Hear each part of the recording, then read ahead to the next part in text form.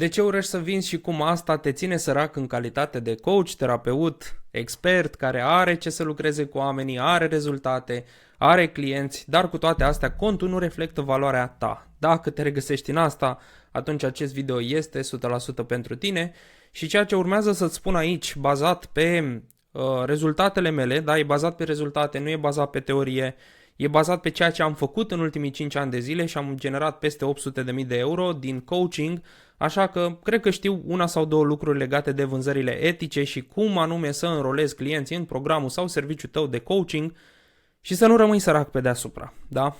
Că nimănui nu-i place să aibă calendarul plin și contul să nu reflecte chestia asta.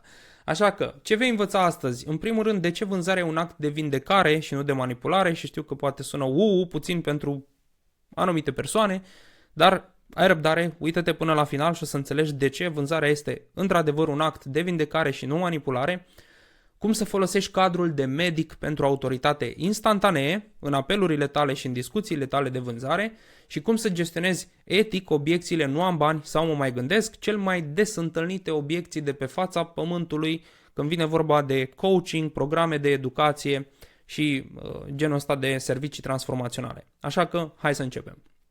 Vânzarea.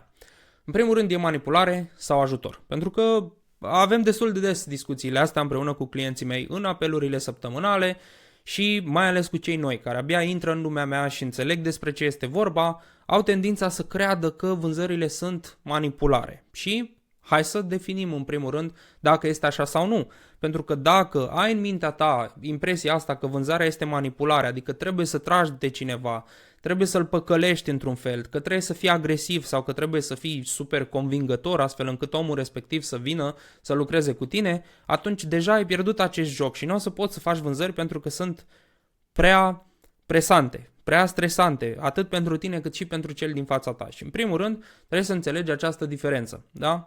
Pentru că uneltele sunt neutre, persoasiunea este ca un bisturiu. Ce vreau să spun cu asta? Imaginează-ți că ai acest bisturiu sau, mai simplu spus, ai un cuțit. Cu cuțitul poți să omori pe cineva sau poți să tai pâine, poți să tai legume, poți să tai carnea, poți să pregătești o cină pentru familia ta. Da? Deci cu aceeași unealtă tu poți să faci practic două lucruri total diferite. Poți să faci rău sau poți să faci bine. Diferența supremă stă în intenție. Intenția ta, de exemplu, atunci când intri într-un apel cu cineva, este să-l păcălești, să iei banii, să dispari după ce ai luat banii și să nu-i dai rezultate? Dacă asta e intenția ta, automat, da, folosind aceste unelte ce urmează să discutăm în acest training, atunci da, manipulezi cu aceste unelte, pentru că persoasiunea în sine nu este bună sau rea, ci e bună sau rea dacă ajunge în mâinile nepotrivite. Adică intenția ta este extrem de importantă atunci când te gândești la vânzare.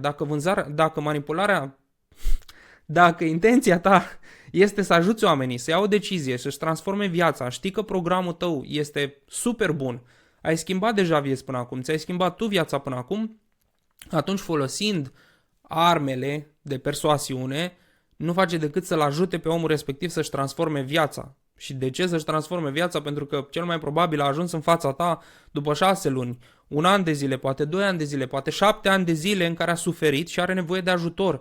Doar că e atât de confuz și atât de speriat și atât de neîncrezător în ce se întâmplă în jurul lui și în piață, încât nu poate să ia o decizie. Și atunci ce faci? Îl lași să se ducă în continuare și să stea cu durerea lui încă 7 ani de zile sau îl ajuți? Tocmai pentru că deții efectiv aceste unelte. Și coachingul în sine este până la urmă manipulare sau ajutor, pentru că poți să faci un om să facă ce vrei tu, într-un fel, și să nu fie în binele lui, să nu fie spre binele lui, să fie în detrimentul lui. Și atunci, aceeași întrebare, oare nu putem să ne opunem și referitor la coachingul nostru? Dacă cineva a intrat în programul nostru, practic, putem să-l ducem pe o cale bună sau pe o cale rea. Deci, diferența stă în intenție. Așa că timiditatea asta, în apelurile de vânzare, în această primă interacțiune pe care o ai cu potențialul tău client, dacă te duci și ești timid, înseamnă că practic ce faci e să lași clientul, să lași omul în problemă, să-l lași acolo să sufere, să-l lași pur și simplu să zacă în suc propriu cu aceeași problemă pentru ani de zile, având în vedere că poate nu are încredere în alți oameni și n-a intrat cu alți oameni într-o discuție și a intrat cu tine. Așa că responsabilitatea ta prin apelul de vânzare, prin interacțiunea de vânzare, că ai discuția asta în mesaje, că ai discuția asta la telefon, că ai pe Zoom, indiferent de cadrul în care faci această discuție, e responsabilitatea ta să ajuți. Pentru că de asta ești aici, de asta faci content, de asta discuți cu oamenii, de asta ei ajung la tine ca să-i ajuți. Atunci ce rost are să mai faci asta dacă tu nu-i ajuți? Doar pentru faimă, doar ca să te cunoască lumea, doar ca să te simți tu buricul pământului? I don't know. Nu știu care ar fi intențiile tale, dacă nu intenția e să ajuți, dacă ești în acest punct cu business-ul tău. Așa că aici hai să vorbim un pic despre cadrul de medic, să înțelegi puțin care este perspectiva din care facem aceste vânzări. Pentru că un expert pune un diagnostic și prescrie, nu se roagă de pacient. Și știu că sunt mulți coach care își măsoară cumva valoarea lor în câte vânzări au făcut, în câți bani este în contul lor, în câți oameni au ajutat și atunci valoarea lor se măsoară în aceste chestii exterioare. Și atunci, pentru că aceste chestii exterioare poate întârzie să apară, banii întârzie să apară, clienții poate nu vin așa cum îți imaginezi tu, basically ce se întâmplă e că tu începi să nu te mai simți expert, începi să simți că ești un cerșetor până la urmă, pentru că ăsta e sentimentul pe care foarte mulți îl au, și începi subtil să devii disperat, să te rogi de client. Și în cazul ăsta, atunci da, aici apare manipularea, aici apare nesiguranța ta, aici apar proiecțiile, aici apar rănile tale emoționale care ies la suprafață. Da? Și atunci încerci și intri practic în cadrul de a convinge. În schimb, când te duci la un medic, de exemplu, da? Și ai intrat pe ușă și medicul respectiv îți zice, hai te rog, eu cumpără medicamentele astea, că uite avem ofertă acum, 70% reducere, o să-ți facă bine, sunt cele mai tari vitamine, bla bla bla. Deschizi ușa, rupi, mâncând pământul, fugi, nu te interesează ce e acolo, vrei să scapi cât mai repede pentru că știi că medicul ăla nu e acolo să te ajute, e acolo să facă bani pe cârca ta și să profite de tine, să te manipuleze, să iei niște vitamine, care probabil sunt la suprapreț, dar el ți le spune ca și cum ar fi la reducere. Ce încredere poți tu să mai ai în omul respectiv? Păi nu prea ai cum să mai ai încredere în persoana respectivă, ci faci orice ca să o eviți. Deci scopul nu este să convingem, ci scopul este să diagnosticăm și să prescriem. Acum hai să ne imaginăm discuția reală cu un medic, da? Ok, ai intrat în cabinet. El vine și spune, ok, ce te doare? De cât timp te doare? Ce ai mai încercat să faci? Ce alte pastile? Ai mai fost la vreun alt medic? De cât timp apare așa? Ai probleme pe nu știu unde? Te doare și altceva? Mai e și altă chestie? Ai vreo alergie? Ai vreo nu știu ce? Și spune toate întrebările astea tocmai ca să facă un diagnostic și să poată să-ți prescrie o rețetă. Pentru că dacă ți-ar da rețeta înainte ca el să spună toate întrebările astea, probabil ai fi foarte reticent să iei rețeta respectivă. Ai lua-o de pe masă frumos, ai zâmbi politicos și la primul coș de gunoi, bam, ai aruncat rețeta respectivă. Și tocmai pentru că acel medic este unul în poziție de autoritate, da? Pentru că autoritatea ta îi oferă clientului siguranță, nu aroganță, exact cum face și medicul respectiv, pentru că da, sunt nebuni care cred că doctorii, domne, să cred șmecheri, superiori și așa mai departe, însă ei pur și simplu își fac jobul, își fac treaba. Același lucru pe care e nevoie să-l faci și tu. Să te prezinți în fața clientului ca autoritate, să-l diagnostichezi și să prescrii. Acum, medicul nu o să poate el să controleze dacă, 1, tu te duci să cumperi pastilele, 2, dacă le iei după fiecare masă sau la fiecare masă, dacă tu te vindeci și faci munca respectivă. N-are cum să o controleze el. E imposibil. El o să facă ce ține de el. Să prescrie, să diagnosticheze, să prescrie, să-ți dea planul de tratament. Și atunci tu, practic, urmezi planul de tratament și te întorci la el ca să monitorizezi, practic, procesul în care tu te vindeci de acea boală, de acea afecțiune, whatever, da? Că poate, nu știu, ți s-a rupt ceva sau s-a infectat ceva sau whatever. Da, nu sunt expert în domeniul ăsta, așa că vreau doar să folosesc analogia asta ca să înțelegi diferența de vibe. Pentru că una e să fii un disperat și alta este să fii expert. Da? E foarte important acest lucru. Și când spun disperat, nu spun ca să jignesc pe cineva, ci spun disperat pentru că asta este frame-ul, asta este poziția emoțională de cele mai multe ori a coachilor când intră efectiv într-o discuție de vânzare cu cineva, de parcă ar trebui să-l convingă, de parcă ar trebui cine știe ce să facă ceva imposibil ca oamenii să cumpere poate chiar și de câteva sute de lei. Nu trebuie să faci chestia asta. Da? Apoi, un alt aspect foarte important este prețul ca filtru de calitate. Da? Pentru că dacă vinzi ieftin, Atragi clienți care caută un salvator, un client care să te plătească gen 50 de euro, ok, responsabilitatea ta, rezolvă problema asta, n-am mai mulți bani, dacă nu o rezolvi, nu ești bun, fuck off, du-te de aici, nu mă interesează, rezolvăm problema asta. Și după aia dacă nu o rezolvi, tot el vine cu pretenții, tot el se ridică cu tot felul de așteptări și poate chiar îți lasă review-uri proaste pentru că este nemulțumit de faptul că nu i-ai schimbat viața pentru 50 de euro. Și foarte mulți dintre cei care se află în această zonă a pieței în care vând ieftin, efectiv, au aceste probleme. Și de unde știu? Pentru că am discuții în fiecare săptămână cu ei. Și știu că totdeauna clienții cu bani puțin cer retururi, refunduri, nu aplică, își lasă pur și simplu materialele acolo, nu le parcurg, se pune praful pe ele, dau vina dacă ceva nu le-a ieșit sau scriu în fiecare zi, te bâzie la 12 noaptea că nu știu ce i s-a întâmplat și chestii de genul ăsta. Și dacă ești acolo, știi deja că asta se întâmplă, adică nu e o proiecție, e o realitate.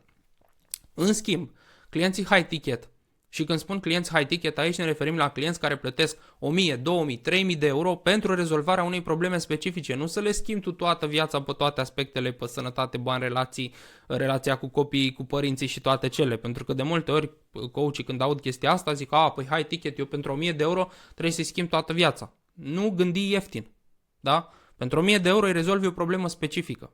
Că eu rezolvi într-o sesiune, că eu rezolvi într-o lună, că eu rezolvi în 2 sau în 3, tu rezolvi o problemă specifică, da?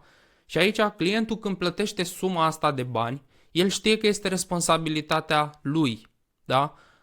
Dau din nou exemplu cu medicul. Medicul te duci la el, te operează și el îți spune, băi, nu ridica greutăți, nu mânca chestia asta, nu face treaba asta și tu nu asculți de medicul respectiv, deși ai plătit poate 5.000 de euro pentru operația respectivă sau mai mult, ce o să se întâmple? Păi probabil o să te infectezi și o să mori. Exact același lucru se întâmplă și aici. Clienții high ticket plătesc pentru certitudine, pentru autoritate, pentru a-și atinge rezultatul respectiv. Ei plătesc și caută strategia, caută uneltele care să-i ajută să obțină acel rezultat și atunci tu dacă te poziționezi nu ca salvator, ci ca ghid, ca mentor, ca om care poate să-l ajute să obțină ceva specific, nu să-i transforme toată viața, atunci clientul înțelege și transmiți foarte clar că e responsabilitatea lui și nu mai dă vina pe tine. Din contră, se implică mai mult, e mai responsabil. Vine și își cere ajutorul atunci când chiar are nevoie, nu toată ziua bună ziua să te bâzie pe telefon. Da? Și diferența cea mai mare o face puterea ta de a spune nu victimelor, pentru că altfel nu poți să-ți protejezi energia dacă tu spui da la toată lumea, doar ca să faci un ban. Da? Că e 200, 300, 400, habar n-am cât e ședința ta. Dacă tu spui da la toată lumea, o să ajungi la un moment dat cu un calendar super plin, cu oameni care trag de tine și în afara sesiunilor și efectiv nu mai ai viață. Nu mai poți să mai fii tu în relația ta, nu mai poți să mai fii tu în relația cu copiii tăi pentru că efectiv nu mai ai de unde să mai dai atâta energie, pentru că tu pentru niște amărâți de 2000-3000 de euro pe lună stai toată ziua în fața laptopului, toată ziua în ședințe, toată ziua pe telefon, nu mai ai viață. Efectiv nu mai ai viață. Da? Trebuie să faci toate aceste lucruri, pentru că dacă ți-au scăzut veniturile, vezi, domne, mare tragedie. Da? Pentru că pur și simplu lucrezi cu atât de mulți clienți, cu atât de mulți oameni și spui da la toată lumea, efectiv riști să dai de foarte mulți vampiri energetici și efectiv să-ți sugă atât de multă energie din tine încât să nu mai fii în stare de nimic. Și probabil că ai trecut și tu prin această chestie la un moment dat sau dacă nu, schimbi chestia asta la timp, s-ar putea să treci mai repede decât îți imaginezi. Hai să vorbim acum despre ce înseamnă acest lucru cu nu am bani, pentru că e foarte important de pus pe masă. Majoritatea, și știu asta că mi s-a întâmplat și mie la început, știu asta și o aud constant de la clienții mei, dar omul ajunge la finalul discuției și la un moment dat spune, bă, dar știi ce, nu am bani să plătesc programul ăsta, indiferent care e suma, că îi spui tu că e 200 de lei sau că îi spui că e 2000 de euro, la orice preț. Există oameni care o să spună că n-au bani, da? Și mulți o să zică, nu am bani. Acum, ce trebuie să înțelegem noi despre treaba asta? Că în primul rând nu e o lipsă de resurse, e o lipsă de priorități. Da? Gândește-te la aceiași oameni care spun că n-au 200 de lei pentru coaching, se duc în vacanțe la Mamaia unde costă 200 de euro o noapte. Își cumpără ultimul model de iPhone în rate. Se strică mașina, fac cum fac, împrumută bani să repare coaja aia de BMW. Da? Adică, de unde vine această chestie de nu am bani? Da? Nu e o prioritate pentru mine. Nu am bani pentru chestia asta. Și de ce apare de cele mai multe ori acest nu am bani pentru chestia asta? Pentru că omul nu a înțeles ce problemă rezolvi tu. Deci nu este despre el. El o să mintă, prospecții vin cu tot felul de scuze și nu că sunt ei răi că vor să te mintă pe tine, ci să mint pe ei înșiși ca să nu rezolve acea problemă care nu este clară. Dacă eu ți-aș spune acum, uite, bagă și tu 100 de euro pe lună în chestia asta și s-ar putea la un moment dat să ai mai mulți bani, dar s-ar putea să-i și pierzi. Ce ai face? Ai băga bani în chestia asta? Cel mai probabil nu. Pentru că nu-ți transmite siguranță. Dacă ți-ar spune, ok, bag 100 de euro în fiecare lună în acest stock market, la bursă, și peste 10 ani îți va crește cu 300%. Păi atunci o să știi foarte clar, bă, ăsta e rezultatul, asta am de făcut în fiecare lună și te ții de treaba asta. Da? Și iei mereu deciziile corecte. Dar, în momentul în care rezultatul nu este clar, outcome-ul nu e clar, destinația nu este clară, atunci mereu vei primi această chestie de nu am bani sau mă mai gândesc. Da? Sunt foarte înrudite, sunt spuse de oameni în funcție de ce folosesc ei mai des. Unii spun n-am bani, alții spun mă mai gândesc. O altă chestie foarte importantă aici e că cei care investesc greu obțin cele mai mari, cei care investesc greu însemnând mult, da? Adică semnificativ, obțin cele mai mari rezultate. Adică atârnă greu investiția respectivă. Ce înseamnă chestia asta? Imaginează-ți acum doi clienți. Unul plătește 50 de euro ca să scape de stresul de la muncă, și altul plătește 5.000 de euro ca să scape de stresul de la muncă. Cine crezi că o să aibă rezultate mai bune? Evident, cine crezi că o să aibă rezultate mai bune? Păi, ăla de 50, hai să-ți explic o diferență foarte simplă. Ăla care a plătit 50 de euro se așteaptă să-i dai cât mai multe unelte, cât mai multe informații, să învețe totul despre stres, să-i dai exerciții, să-i dai meditații, să-i dai tot. Ăla care a investit 5.000 de euro și ce se așteaptă, bă, dă-mi un exercițiu care să-mi scadă cu 50% stresul în programul meu, da, în timpul programului meu de lucru. Și dacă merge exercițiul ăla, dacă merge acea chestie pentru care am plătit 5.000 de euro, eu sunt super fericit. Pentru că impactul este altul. Altfel valorizează un om care investește ca lumea versus unul care dă pentru același rezultat. Da, deci atenție, pentru același rezultat. Deci dacă accepti scuza asta, devii practic complice la blocajul lor, pentru că literalmente nu-i ajuți să se schimbe, nu-i ajuți să ia o decizie în ceea ce privește transformarea lor. Pentru că hai să-ți spun un lucru foarte important și notează chestia asta. În momentul în care tu ai o discuție de vânzare cu cineva, tu nu-i vinzi programul tău. Punct. Nu e vorba despre a-l convinge să intre în programul tău, ci ceea ce faci este să ai o discuție de claritate în care îl ajuți să ia o decizie legată de transformarea pe care el vrea să o facă. Dau un exemplu și mergem mai departe. Stai față în față cu o femeie care trebuie să slăbească 20 de kilograme. Da? Hai să zicem că ești antrenor de fitness, publicul tău sunt femeile, 20 de kilograme are femeia asta de slăbit. Are aceste 20 de kilograme de peste 10 ani, de când a făcut al doilea copil și n-a mai reușit să facă chestia asta. E ocupată, merge mereu la muncă, de dimineață până seara, are de făcut chestii pentru copii, pentru soț și așa mai departe, e epuizată, kilograme în plus, energie zero, e în situația asta. Și tu ești în acel col și știi că are această problemă de 10 ani de zile. Și ce o să faci acolo? Da, o să-i bagi programul tău pe gât, haide că programul meu te ajută, că e cel mai bun, că bla bla bla. Nu. În primul rând trebuie să o ajuți pe ea să ia decizia că după acești 10 ani în care viața ei s-a degradat, să ia decizia să iasă de acolo. Pentru că dacă nu reușește să ia decizia să iasă de acolo, nu va cumpăra programul tău. În primul rând trebuie să decidă ea cu ea însăși că vrea să iasă din acea situație, să se îndrepte către ce își dorește cu adevărat, să simtă că are puterea, că are curajul, că are resursele, că are claritatea necesară ca să obțină ceea ce și-a propus, acele minus 20 de kilograme în acest caz. Și dacă tu nu ajungi să facă chestia asta, ești ce o să se întâmple. Nu doar că nu o să-ți cumpere programul, ci devii complice la blocajul respectiv, o faci să aibă și mai multă neîncredere în ea, o faci să creadă că ok, trebuie să investesc nu știu cât pentru niște șarlatani care de fapt nu mă ajută și chestii de genul. Și de asta prospecții ajung în mindset-ul ăsta prost și ajung să cumpere mai greu, pentru că, ghiși ce, majoritatea se duc ca niște fete mari speriate, virgine în apelurile respective și încearcă să-i convingă să cumpere sau nici nu zic nimic de transformarea lor și se miră că, ok, de ce prospecții sunt atât de speriați, atât de confuzi, atât de sceptici. Păi uite de asta. Pentru că majoritatea încearcă să bage pe gât un program în loc să ajute oamenii să ia deciziile cele mai potrivite pentru ei. Bun. Hai să vorbim acum despre partea asta de iubire dură, tough love, da, cum îi zicem în engleză, pentru că da, de multe ori este necesară, mai ales atunci când avem apeluri cu prospecții noștri, pentru că aici ăsta e antidotul pentru mă mai gândesc de cele mai multe ori, vine din locul ăla din care mor visurile, moare profitul tău în momentul în care ajungi la final și zici, mă mai gândesc, da. După cum spuneam și mai devreme, rolul tău este să ceri o decizie clară, da sau nu, dar atenție, nu despre program, ci despre transformarea pe care clientul respectiv o are de făcut. Pentru că dacă faci asta și le-ai ajutat să ia decizia pentru transformarea lui internă, și nu doar internă, pentru că intern e prima dată și apoi extern, practic ce se întâmplă, va avea încredere în tine și va cumpăra natural programul tău. Nu va trebui nici măcar să-l vinzi, pentru că el singur și-l va vinde și te va întreba el, hei, cum pot să lucrez cu tine? Deci tensiunea constructivă din acest apel este necesară pentru transformare, mai ales când tu știi că omul, hai să luăm din nou exemplul ăsta cu fitness-ul, femeia asta e de 10 ani în aceeași poziție și tu practic o lași să plece și fără să măcar să-i pe o întrebare, ok, de 10 ani ești în situația asta, de 10 ani te chinui cu treaba asta, ok, e în regulă pentru tine să mai treacă încă 10 sau încă un an sau încă câteva luni? Adică chiar crezi că se va schimba ceva dacă doar te mai gândești, dacă nu iei nicio decizie pentru tine? Sincer acum. Și basically pui oglinda în față și ajuți omul respectiv să vadă printr-o lentilă pe care nu vrea să o vadă. Pentru că nu suntem proști, nimeni nu e prost.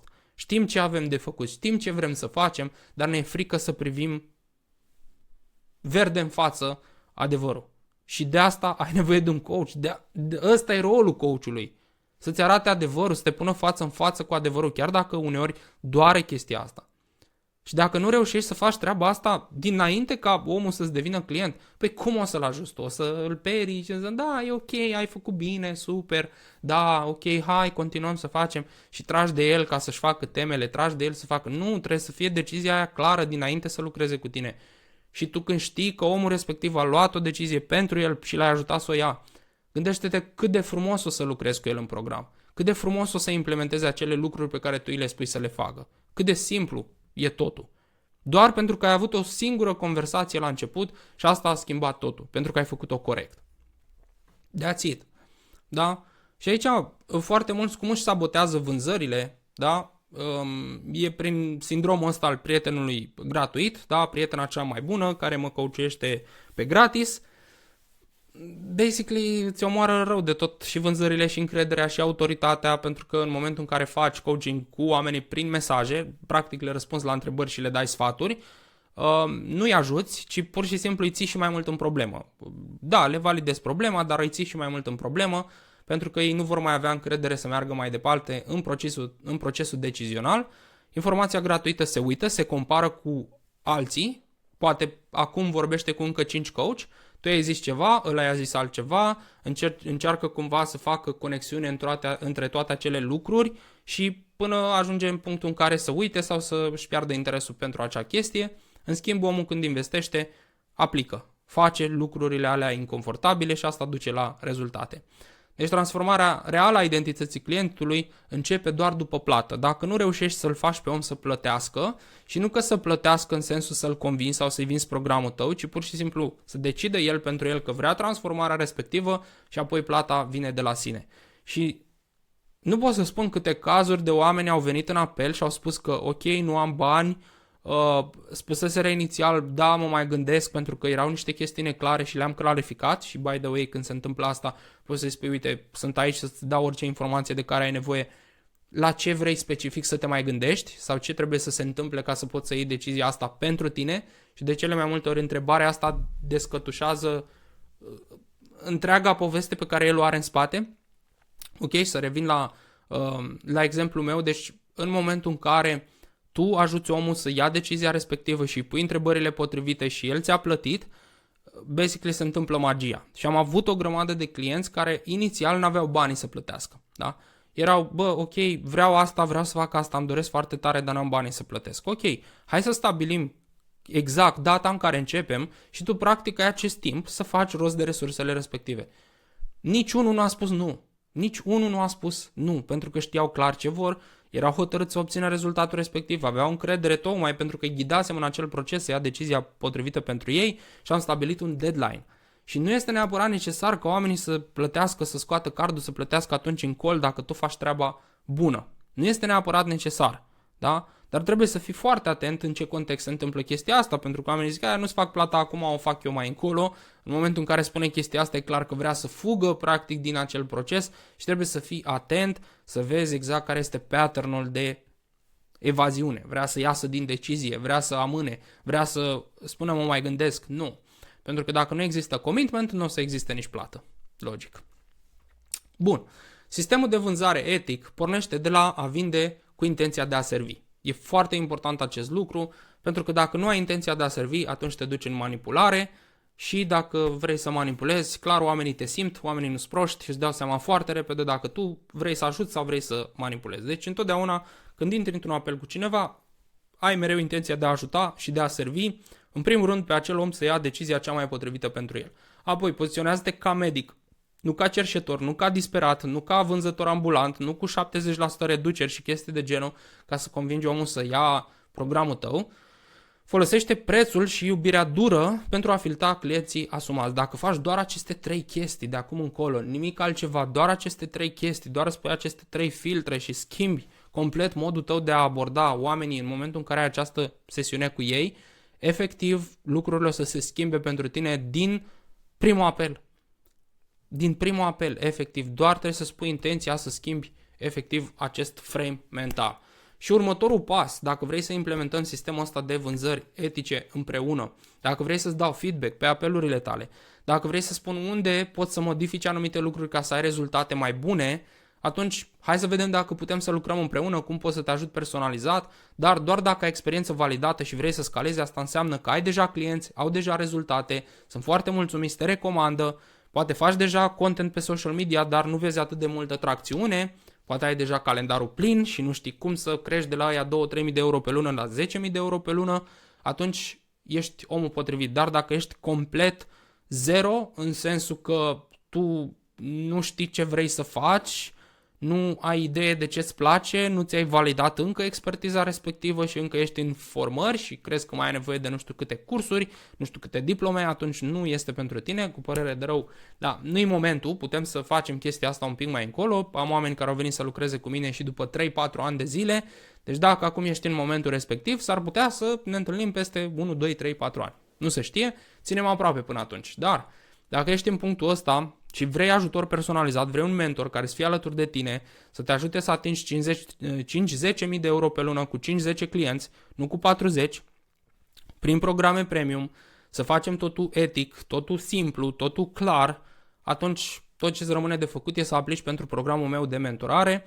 Lucrez doar cu 5 oameni noi pe lună, pentru că mă implic 1-la-1 personal în business-urile fiecăruia, îți dau feedback, îți dau sugestii personalizate, îți arăt acolo unde greșești, ce trebuie să elimini și uneori tough love, pentru că deciziile pe care le ai în business-ul tău sunt deciziile tale, nu sunt deciziile mele.